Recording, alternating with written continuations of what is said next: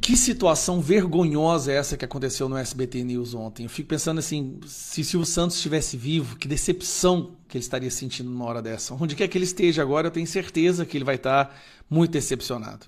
Mas de certa forma dá até para entender, a imprensa hoje morre de medo de falar qualquer coisa do Alexandre de Moraes. Vou dar um exemplo para você o que aconteceu recentemente. Você se lembra no dia que foi noticiado que os Estados Unidos ia impor a Magnitsky em cima do Alexandre de Moraes? Pois é, naquele dia, para demonstrar força e para demonstrar que ele tem o apoio da população brasileira, ele decidiu ir num jogo de futebol.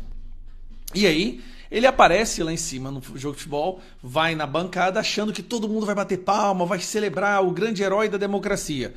O que aconteceu é que ele foi vaiado, foi xingado e a reação dele foi essa. Quando ele percebeu que o povo estava xingando e vaiando ele me dá o dedo, né? Ó, o dedo até gordinho, o dedo dele, né? Ele dá o dedo, que mão esquisita falando isso, eu nunca tinha reparado, olha isso aqui. Ele dá o dedo pro povo, para milhares de pessoas. Qual foi o resultado disso? Aí eu tenho que te mostrar aqui, olha o resultado disso. Jornalista que tirou foto de Moraes fazendo gesto obsceno é demitido. Moraes faz uma pressão, o jornalista que tirou a foto foi demitido. Se eu não me engano, esse jornalista trabalhava... Estado de São Paulo, no jornal O Estado de São Paulo, do grupo Estado. Olha só, uma pressão do Alexandre de Moraes e o jornalista é demitido. Por que eu estou falando isso?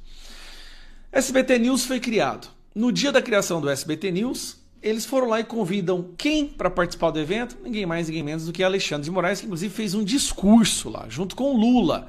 Isso pegou muito mal para o SBT News, né?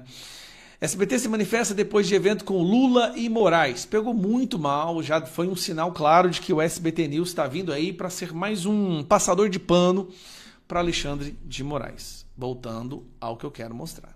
Ontem, um jornalista estava fazendo uma matéria sobre o caso do Banco Master.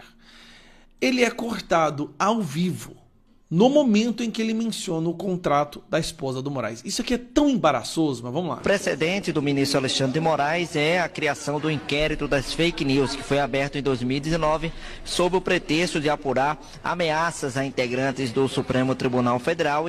Eu gostei do jornalista que falou sobre o pretexto. Ou seja, era um pretexto, né? Então, como vocês sabem, Receita Federal e COAF, agora dois órgãos públicos, estão dentro do inquérito da fake news. Parece piada, mas é verdade. Sob o pretexto de apurar ameaças a integrantes do Supremo Tribunal Federal e ao próprio funcionamento da Corte.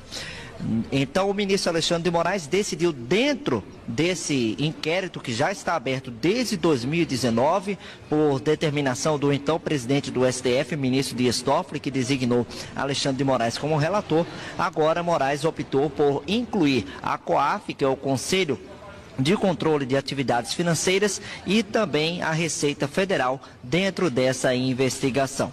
Essa decisão do ministro Alexandre de Moraes, que está atualmente como presidente interino do STF no recesso, acontece após a publicação de reportagens sobre o contrato que a esposa do ministro Alexandre de Moraes, a advogada Viviane Bassi de Moraes, o escritório dela, tinha... Opa! Caiu o áudio aqui com o nosso... Vocês entenderam isso aqui?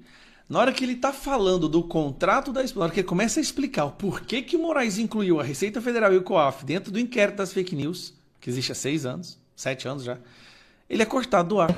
Acontece após a publicação de reportagens sobre o contrato que a esposa do ministro Alexandre de Moraes, a advogada Viviane Bassi de Moraes, o escritório dela, tinha... Opa, não pode falar isso, meu irmão.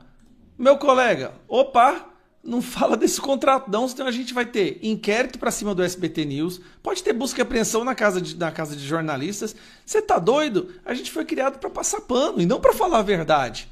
Cara, que vergonha. Que situação embaraçosa. Esse é o fundo do poço. Coitada. SBT acabou de ser criado, SBT News, e já virou isso. E o jornalista estava até falando, estava indo bem, né? Sob o pretexto, no inquérito que já existe há 6 anos. Como que a gente chegou nesse buraco? A imprensa brasileira é hoje cúmplice de toda a situação que está acontecendo no nosso país.